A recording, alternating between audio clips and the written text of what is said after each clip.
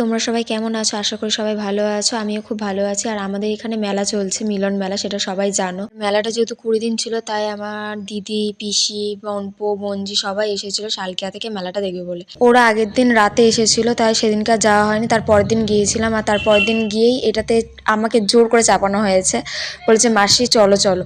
আর এই রাইডটা দেখে আমার কলেজের ফ্রেন্ডরা মানে এইটা দেখে ভেবেছে খুব মজার, তো ওরাও এসেছিল। তো ওদের রিভিউটা বল, রিভিউ দে। চাপি আর রিভিউ দে, চাপি আর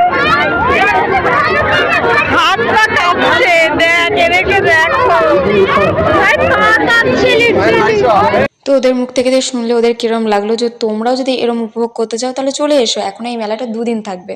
আর আমি এখানে আরেকটু দোল খাই, ততক্ষণ তোমরা থুড়ি আমি আরেকটু পাছার খাই, ততক্ষণ তোমরা আমার চ্যানেলটাকে সাবস্ক্রাইব করে দাও। দেখা হচ্ছে নেক্সট মিনিট ব্লগে। আজকের মতন টাটা।